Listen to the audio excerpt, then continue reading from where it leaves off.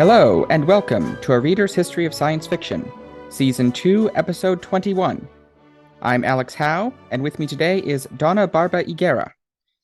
Donna is the author of two children's books, Lupe Wong Won't Dance and The Last Cuentista, the latter of which I reviewed in the previous episode, and I contend was the first hard science fiction novel to win the Newbery Medal in 2022.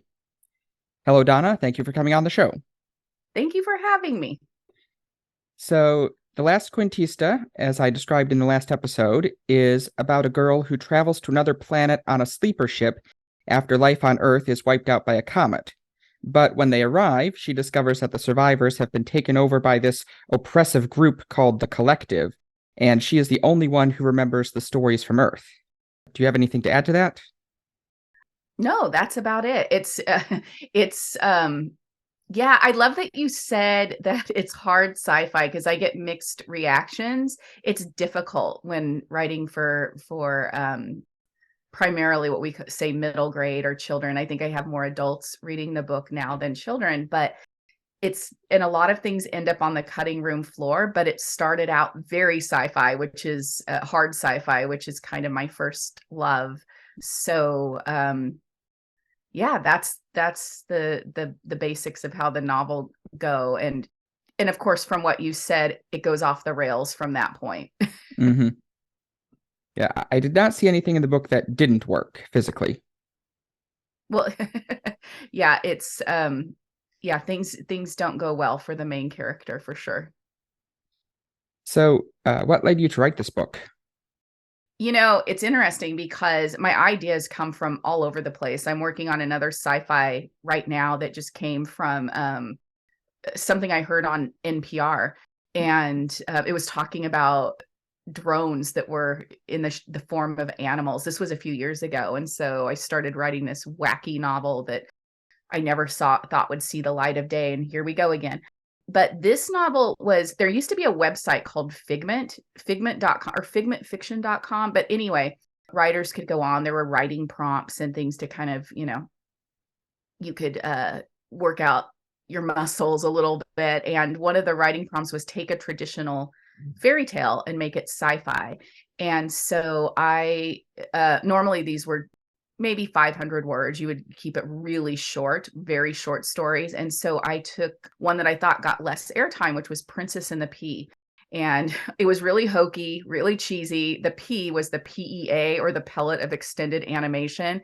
And this character was put into supposedly a deep sleep with this PEA. But in this case, she never slept. And so for hundreds of years, she was awake. And of course, when she was brought out of this chamber, the world had changed and the things that she had cherished were no longer there. And the idea of that, like how that could possibly happen, how society changes over time, haunted me. And so many years later, I decided to try to work it as a novel. And it's kind of a creepy idea. So attempting to put it into a children's work of literature was even stranger. And I think the idea of it was something that I didn't know if I could pull off, but I also didn't know if publishers, especially of children's literature, would be into something that was that dark. And, science fiction is a hard sell anyway in children's literature. And so this idea was one that I just went way out on a limb, but that's kind of where it started. And we can talk about that a bit more later. I would note that there's a lot of this kind of thing in young adult literature, dystopias, Hunger Games, Divergent. Right. And I would put Last Cuentista somewhere between Hunger Games and City of Ember. Mm-hmm. Good company. So one of my questions was, were you concerned about writing a novel in the crowded field of dystopian literature? Because even though it's aimed at a little bit of a younger audience, it still has a lot of competition there. Oh, sure. Yeah. I read a lot of sci-fi, a lot of dystopian novels. But when I write, I don't read in that genre. I kind of separate myself and make sure that the ideas are solely my own and that I'm kind of making up my own worlds. And so it's unique and set it apart in that way. And so, but I also go into it not knowing that any of this is ever going to be published. I mean, my world has changed drastically in the last year. And so there's the higher likelihood that what I write will be published, but I never write in that way. I just write what I want to write and what I love. So I never worry about what anybody else is writing. And I did want to ask, is the fire snake a real cultural story, or did you create that? So I created the story. There is a fire snake, an Aztec fire snake god called Xihuatl. And not a lot of story. I mean, there's some folklore mythology, but not a lot of really fleshed out story about Xihuatl. And so I decided that when I was writing that first scene, that first scene in the novel about the fire snake was not there originally. And my editor said, hey, you're doing the right thing. You have this character jumping on a spaceship. You're starting in scene. The character's leaving Earth. We're starting in action. But he said, I really want to know what she's leaving behind and what she loves and what she cherishes.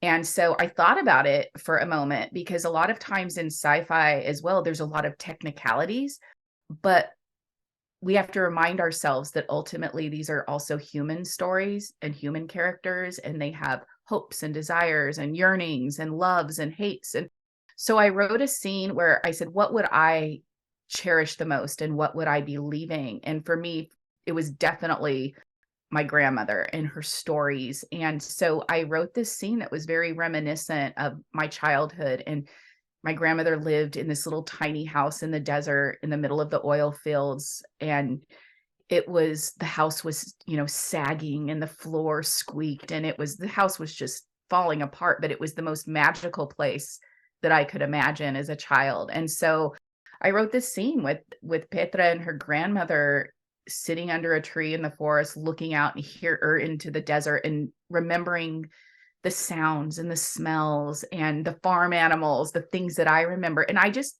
wrote this one small chapter where her grandmother tells her a story to ease her anxieties about leaving the planet, and that Halley's comet has deviated course and is coming toward Earth. And it's something my grandmother would have done. If I were nervous about something, she would make up a story, something nonsensical to kind of ease my anxieties. And so that was what I did. So the story itself is made up. I made that story up, but it's absolutely kind of how I imagine my grandmother would have told a story. And you said you started from a place of hard sci-fi. Mm-hmm. What's your general background in sci-fi? Well, other than being a sci-fi nerd my entire life, my science background, I was a biochemistry major and in college, and then I became an eye doctor. So I've always loved the sciences, but growing up, science fiction, I was always a sci-fi reader. And it's so interesting. I've thought about this a lot lately. My first librarian, Mrs. Hughes, who was my age back in the 70s, handed me my first sci-fi. She handed me first, A Wrinkle in Time, and then started handing me Le Guin when I got a little bit older, some Ray Bradbury. And so she developed this little sci-fi nerd. But I also grew up with, even my family, we would, sit and watch Twilight Zone marathons. I was a huge Trekkie growing up, first the original series and then the Next Generation. And then gosh, just going from there, X-Files, Doctor Who, it's always, that's what I gravitate toward and what I love. But I also have this background in science. So I also know that when I'm writing, even though it's science fiction, you have to start with a grain of truth, or the reader's not going to follow you and not going to believe you. So anytime I begin, I'm like, okay, is this possible? Is this possible? And of course, you have some leeway when you're writing sci-fi. There are things that maybe have not been invented yet. So that's the fun part of it. But that's kind of my background and probably why I always end up writing sci-fi. I've written some contemporary, like you said, I wrote Lupe, Wong Won't Dance, but when I write picture books, I write fantasy, but I always get drawn back into science fiction for some reason. Yeah, I grew up in the 90s, so I grew up with Star Trek Next Generation, DS9, and Voyager. Yep. And my dad is a big Arthur Clarke fan, so he Oh, handed me the Space Odyssey series. yep. So you see, we all have our stories where it becomes such a part of our spirit and our soul. So we can say, oh, we're sciencey. We like science. We like, this, but it becomes also part of who we are as humans and how we connect with people. So some of my best friendships with people are friends who I met with once a week to watch The Next Generation. We kind of found each other, and it was something that, as you know, like, well, I don't know about in the 90s, but when I was growing up in the 70s or 80s, it was something that you didn't want people to know, or you would be bullied and harassed. And so when I was in high school and college, I found my people, and we met, and they're still dear friends to this day. And like, unapologetically now, I'm a nerd and a geek and whatever, call me whatever. And now I have these people who are dear friends. I think by the 2000s, nerds were getting to be mainstream. Right. Yeah. When I was in grad school, I remember sitting and watching X-Files every week, and I'd get my ramen and I'd sit in front of the TV and I'd sit and, watch X-Files. And after a season or two, then I got other people to come and watch with me. And so, yeah, it started being less of a kind of a something you didn't want to admit publicly. And I became a proud nerd. And what was your journey to becoming a writer? You know, when I was younger, I always wanted to be a writer. I always wrote short stories. I kept a journal, and I never had written a novel. I always wrote these little short stories about things that I would see in the world. There was this book. I had it.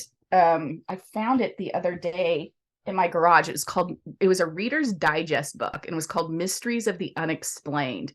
I don't know if you know about this. Your dad probably knows, but it's this book about, all families had them. I mean, we didn't have a lot of money, but I had an aunt who had this book, and it was about places like Stonehenge and other unexplainable places, people who had mysteriously appeared, people who had mysteriously disappeared.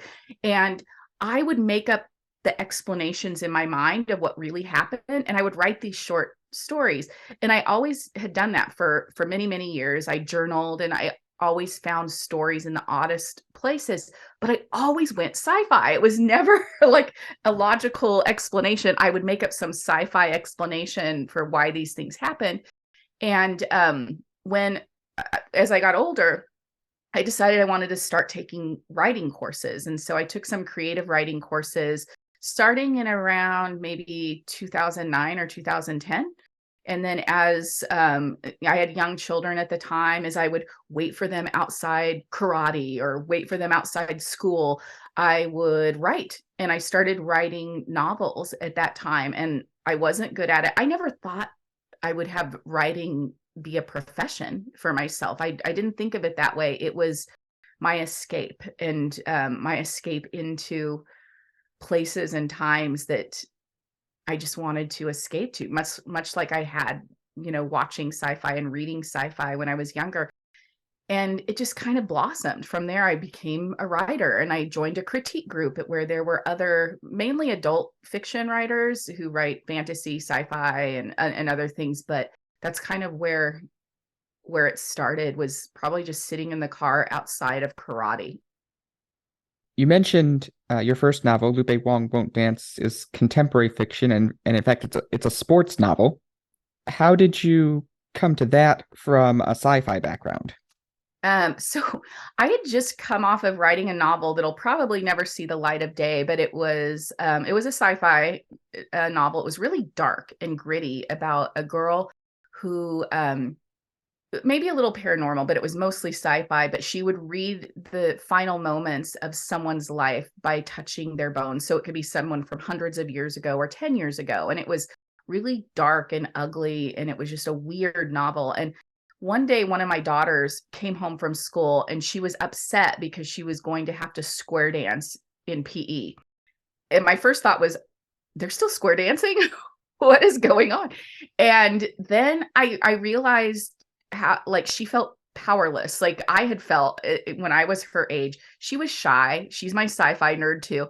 She had never held a boy's hand, and she just thought it was so unfair. She wanted to dance with her friend Gracie, and my older daughter said, "You can't dance with Gracie. You have to dance with a boy." And then I thought, why did my older daughter not mention this when it happened? And I realized that a lot of us just do these things because we're told we have to do them and we feel powerless to change them. And I had a talk with my daughter and I said, I know how you feel about this, but imagine the boys who have to ask the girl, like, oh, all of this is really unfair.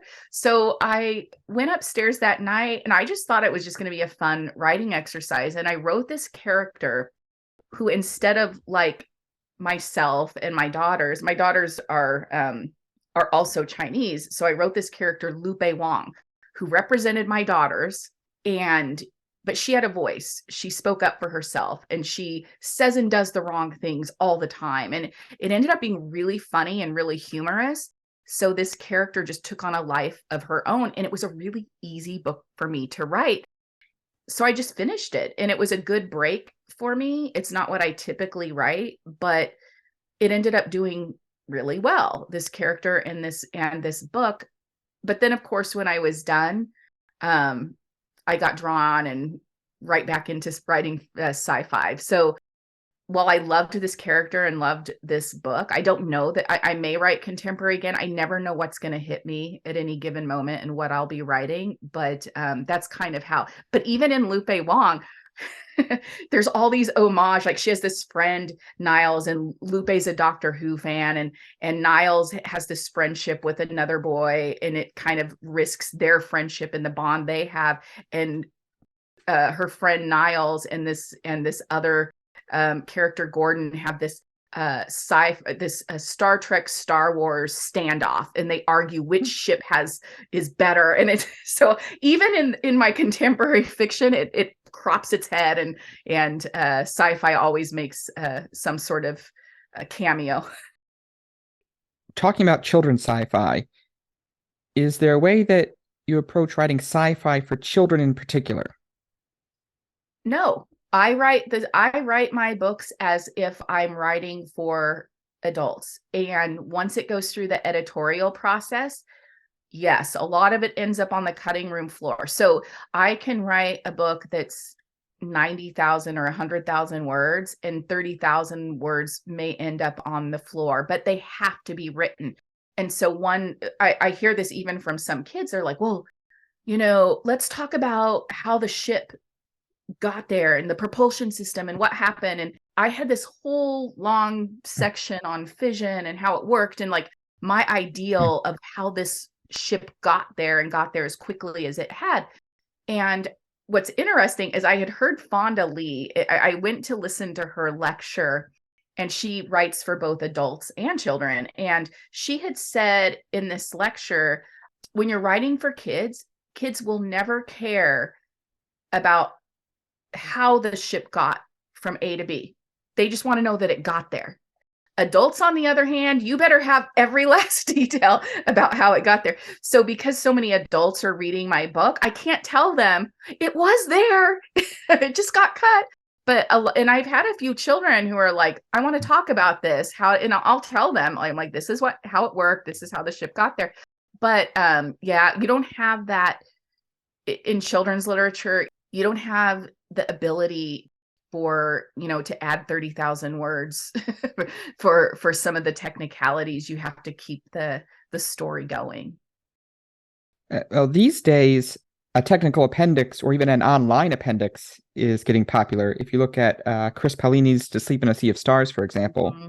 Yeah. And I think one thing, I always have teaching guides that go with my books. And obviously you hire someone to do the teaching guide because there have to be certain codes for teachers that qualify for that teaching guide. But I was at a school in New York recently where it was so humbling. This entire school set aside a day just for this book. They had science labs going on about bioloaf, which is the food source in my book, and like what constitutes bioloaf and is it feasible. There was a science lab on Halley's Comet, and throughout history, the omens, but also omens throughout history of when it came back around, but also the science of Halley's Comet and how it got nudged off course by a solar flare, which is what I used in my book, which I consulted with a friend of mine who's an astrophysicist. So there were all these like details, but they also had there were like 8 different classes each hour, and this went on all day long about the psychology of conformity and the dangers of that in dystopian novels. And it just went on and on and on. But there was a class on the propulsion system, and I always thought, okay, these kids are asking this question and they want to know. So at some point I really need to, I don't know if I need to publish it, but maybe just write down my notes on the science behind it. And I'm sure that even that someone's going to call me out on, but that was the way I imagined it. Back to children's sci-fi. Back at the beginning of this season, I interviewed Farah Mendlesohn, who is a major scholar of the history of sci-fi with a focus on children's sci-fi. Mm-hmm. And she really recommends that authors who write adult sci-fi should also write children's sci-fi, and it'll produce a better product. Yeah, and I think that a lot of it has to do, and also you're creating future sci-fi readers, and we need that because, like I said, when I was a kid and someone, Mrs. Hughes handed me A Wrinkle in Time, there really wasn't much sci-fi in the 70s, and so we need more of it to create future readers, but also maybe future writers of science fiction. But I will tell you, when I write adult sci-fi, because I am in this critique group with other sci-fi and fantasy writers, it is always really hypercritical. And so you have to be able to do that.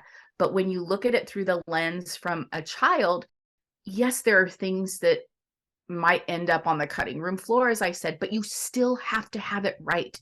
You still have to have done your research, or kids are going to call BS on you every time. They're so smart, and you have to be ready for that. And my favorite thing is I do school presentations quite often, and I love talking to kids because they ask these questions and they genuinely want to know, and we have these really spirited conversations. So yeah, writing for kids is hard. It is not easy. So you hear a lot of times people will say, oh, you really should try writing for adults. Like somehow that's a badge of honor, or it's somehow better than writing for children. I would argue it is actually just as difficult, if not more difficult, writing for children. So I would challenge adult sci-fi writers or any writers, try writing for kids and see how that goes. It's actually really difficult. Mm-hmm. I write on the side, and I have written both for adults and for kids. And writing for kids is not easy. No, you have to have the voice right. You have to, you can't write an adult voice but you also can't be patronizing to children, right, and write down to them. And so, like you asked earlier, I just write it as if I'm writing an adult novel, but I've got to get the voice down. And then the other parts, you just don't, people go, oh, you don't dumb something down for a kid. You just don't. Kids will rise to the occasion, and they want to know and learn. And so I write it as the same as if I were writing for an adult. I just have to write it knowing that a lot of those words are not going to make it through. In the interview with Farah Mendlesohn, we discussed how from about 2001 onward, there has been a lot more children's science fiction, certainly a lot more than there was in the 70s, Right. to an extent even more than there was in the 90s, although there was some then. Yeah. And again, I love reading sci-fi as well. I've read a lot recently. I try not to read too much when that's what I'm working on. Yeah, I just read Drifters by Kevin Emerson. So good. And again, it's a longer word count, but it is for that kid like I had been, who can just immerse themselves. He wrote like Last Day on Mars, the Last Day on Mars series and other things, but he was a former science teacher. So yeah, if you're looking for really good kids sci-fi, Kevin Emerson, and Hannah Sue and the Ghost Crab Nation, Sylvia Liu. That book is awesome. I just read that. It recently came out. So it's happening. Like there is more and more science fiction that's hitting the market, and that makes me so happy. One thing I'm wondering is, There's always this tension between genre fiction and quote unquote literary fiction. And if you look at the Newbery Medal winners, the previous episode was specifically about Newbery Medal winners, and I chose that because obviously there are a lot of other worthy books out there, but those are the books that disproportionately get read in schools and disproportionately get read across generations. Right. Yeah. I'm actually meeting Lois Lowry this weekend. I'm like going to try to keep my cool and but yeah, it was interesting when I was at the ALA conference this past year, and they were having the award ceremony, and they were going through and they were showing the covers of the books and then having a voiceover of the authors saying something about either literature or the books themselves. And at one point, first they had Madeline L. Ingle, they had A Wrinkle in Time, and then the next thing was my book. And first of all, I was like, I don't remember recording anything, but they pulled something from what I had said. And it was just this really goosebump full circle moment for me. But it also made me realize that was, that A Wrinkle in Time, that was over 60 years ago. And there really haven't been, other than The Giver, which is a little bit more dystopian, there really haven't been many sci-fi Newbery winners, if at all, There, And so, there have been 6 total. oh yeah. So A Wrinkle in Time, Mrs. Frisby and the Rats of Nim. Oh, right. Yeah, The Giver. 60s or 70s, because I read Mrs. Frisby when I was a kid. Yeah, that was 72, I think. Okay. And then The Giver, then When You Reach Me in 2010. Oh, right. Yes. And Flora and Ulysses in 2014. Yeah. It's just so far and few between. But I think that, I don't know. I guess I hope that it'll, pick back up a little bit as readers start reading these books. And then, as time goes on, more writers will come out of that. And of course, 3 of them have been in the past 13 years. So, I can hope that children's lit is shifting with the times, both as technology advances, so society's more sci-fi, and as children's sci-fi becomes more prominent in the market.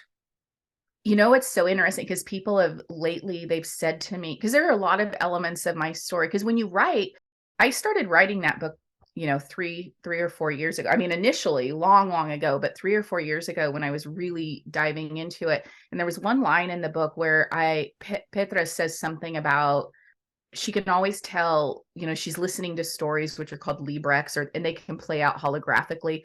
But she says, I can always tell a story generator versus something that was actually written by a human.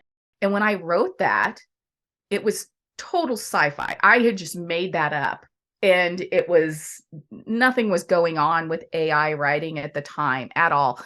And then recently people are like, oh, did you know that this? I'm like, I had no idea. It's just, those are the things that I think about. And so now that those things are coming to pass, it's just interesting. It will catch up with us, and the concepts in our mind will become a reality. And so I just think it's so funny that it was just this one random little line that she says, and now it's actually happening, and not so many years later. I do remember reading one sci-fi story, maybe around 2010, about the future of AI story generation. Yeah. But it was a rare topic, and even things like the Star Trek holodeck, the programs were written by humans in those stories. Yeah, and I think it's not so far-fetched. It's going, these are things that it's just a matter of, connecting the dots between storytelling and the visual aspect of it. It's going to happen. As things stand now, I can tell the difference, especially knowing how the AI works, how it's based on existing text. But that could change fast. Quick interjection here. We recorded this interview about 2 weeks before GPT-4 was released. So things have already changed since then. Right. I think, and I have a friend who's writing a book Martha Brokenbrow's writing a book on AI and the implications of it right now. I think it comes out pretty soon. But I've had people ask me a lot, like, why do I think that anything I write is going to be anything better than AI. And I think just humans in general, when humans put their hand on something, there's yearning behind it. And that's something, it's an aspect of artificial writing that's never going to happen. You can't put human yearning into a machine. How would you describe your writing process? Oh, I'm all over the place. Well, it starts out just with like just that little kernel of an idea. And I just start taking notes. And a lot of it is really haphazard in the beginning. And then just about the idea of what the story encompasses on a bigger scale. Like this is a story about, human consciousness in drones, and like just start writing out just weird ideas. Then it goes to, this is kind of how I visualize the story. This happens, then this happens, then this happens. And then I actually just have to sit down and start writing out those little parts that say, this happens. Then I just write a quick draft of that. So a lot of times I know that there are writers who say, I can sit down at NaNoWriMo and I can, punch out a whole novel just sitting there. And that is not me. I have to plan things out, and it's bit by bit by bit. And then I go back and revise bit by bit by bit. And so I'm not what would be considered a fast writer. It takes me about maybe 6 months just to get a first draft out, and it's a rough first draft. It takes me, and then in revision, it'll take me about another 6 to 8 months. So I average maybe like a novel a year, and it's all I want to do. I don't think I can write to too much pressure. So I will never be a NaNoWriMo participant. I tried once. It was not pretty. I've never done Nano in November because I'm in academia and that's like the busiest month of the year.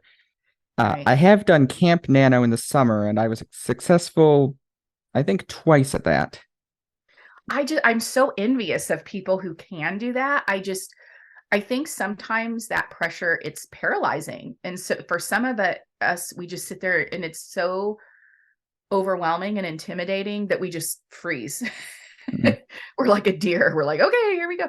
But yeah, for me, it's a long process. I have a lot of index cards that when I think of something, I write it quickly on an index card and know that I'm going to have to address it later. So, and my husband's a writer as well. He writes middle grade, some adult. His is more contemporary. He writes mysteries, but it's always very funny. But our process is very different. And so a lot of times I also visualize in my mind. So when my books play out like a movie in my mind, and then I write them down. And sometimes it's like in that half dream state where I visualize it going one way and I'm like, I don't like where that's going. And I try to steer it in another direction to see how it works. And then as it starts going on paper, of course, the characters sometimes take over and it goes in a totally different direction. But I will lay down, I'll close my eyes and I'll be visualizing. And my husband will walk in and he'll go, what are you doing? Are you napping? And I'm like, no, I'm writing.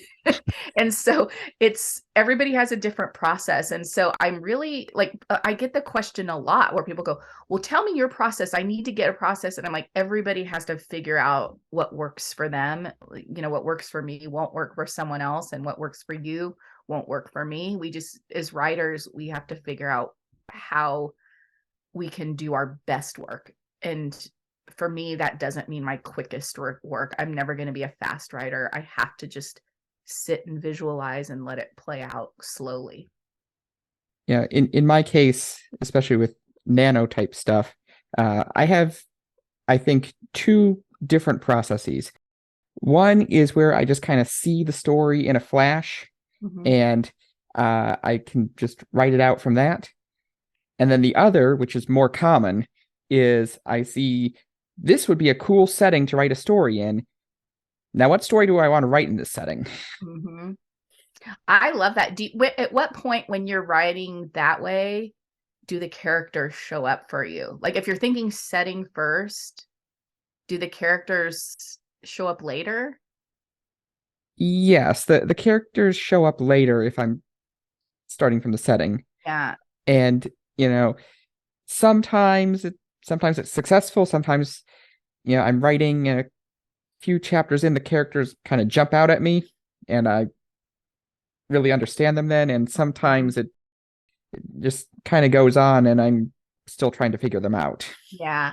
I love that you said, though, that they jump out at you, because I think sometimes when we have a setting first, our mind is still processing this setting, and then the characters show up who would be either the best in that setting for tension or conflict or whatever. And so, yeah, brains are interesting. I think that's so fascinating. But yeah, that's really cool. I think I wish it happened that way for me. It would make things easier.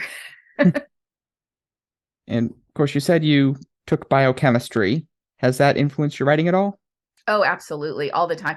I say biochemistry. I was a biology major in cellular physiology, but I took all the chemistry courses because I was pre-med. So I took all the chemistry, and enough that I had a chemistry degree too. So it's just easier to tell people, oh, I was biochem. So yeah, it always enters in. You can't help it. It kind of runs in the back of your mind and constantly. So while I'm writing, so there was a point in the Last Cuentista where she's doing this chemical compound, and she's writing out like the names of the chemical compound, or she doesn't write them. I wrote them out. And my editor said, do we need to get someone to look this over and make sure? I'm like, no, it's right. And it was kind of one of those things that you just can't help the way your mind thinks. And so, yeah, and that was so long ago, but and I know but I will say you still have to do research, because, as you know, both biology and chemistry are changing fields all the time. And the books that I have from, the 90s are no longer relevant. Things become updated. So you still have to stay on top of things. So it keeps me on my toes for sure. Yeah, I study exoplanets, and the Oh, revolutionary result from 2017 is starting to look a little fishy these days. isn't that interesting? Like how quickly, things can change and be altered, and what a fun field you're in. Yeah, of course, you've got the biochem background and the sci-fi nerd background. Who or what in sci-fi would you say was the biggest influence on your writing? Oh boy. That's really hard. I would probably Ursula Le Guin. I would say I'm a huge Octavia Butler fan as well, but her writing is like a lot of it is more dystopian-ish than like space travel-y. Mm. The stuff that I love. So, but probably Butler and Le Guin are my biggest influences, I would say. And you said you're working on another novel right now? And yeah, and it was, when I finished the Last Cuentista, I started.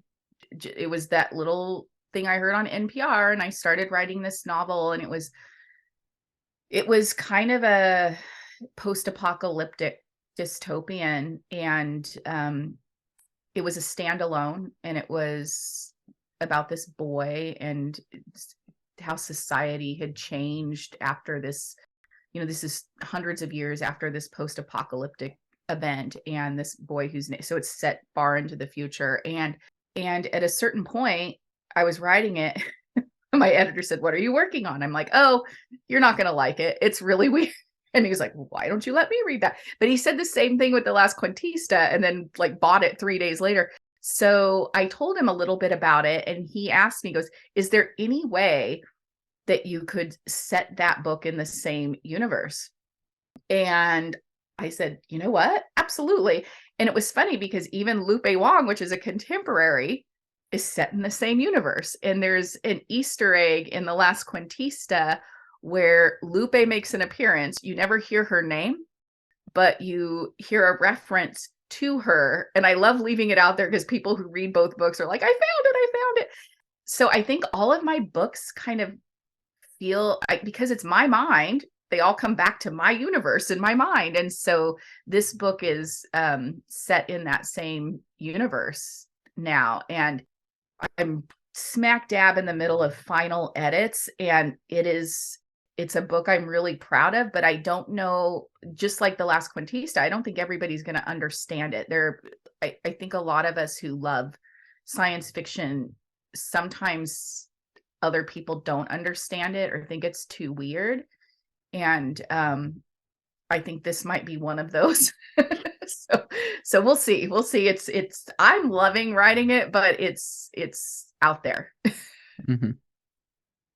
Do you have any must-reads in sci-fi that the listeners might not have heard of?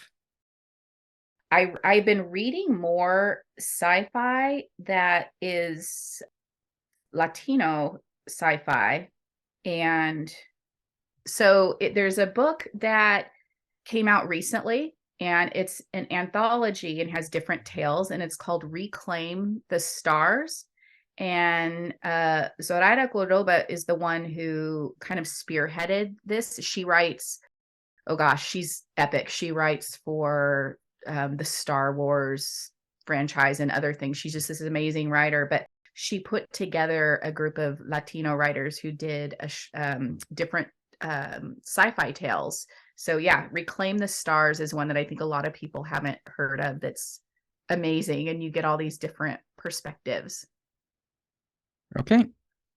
Donna Barba Higuera, thank you again for coming on. It's been a good conversation. Thank you so much. Thank you for having me. This has been wonderful. This has been A Reader's History of Science Fiction. This podcast is hosted by Libsyn and is available wherever you are right now. I think you know how podcasts work. You can find me on YouTube at Science Meets Fiction, on Twitter and Mastodon at Sci Meets Fiction, and my website, sciencemeetsfiction.com. And Donna's website is dbigera.com. The next episode will be a catch-up episode, this time looking at space science fiction. Thanks for listening.